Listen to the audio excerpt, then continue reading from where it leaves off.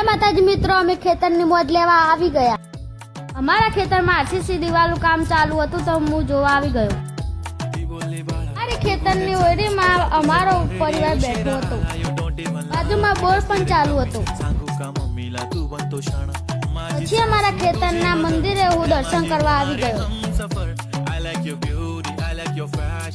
પછી મેં ખેતરનું મીઠું પાણી પીધું.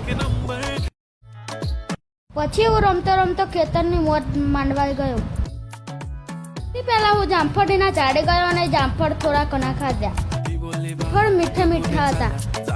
પછી અમારા આંબે કેરીઓ ખાવા ગયો. કેરીઓ પાડીને ખાધી. પછી હું દાડમના છોડે ગયો પણ દાડમ હતી જ નહીં. ત્યારે ઉનાળાની ખૂબ જ ગરમી પડે છે પણ અમારું ખેતર લીલોતરીથી ભરાયેલું છે.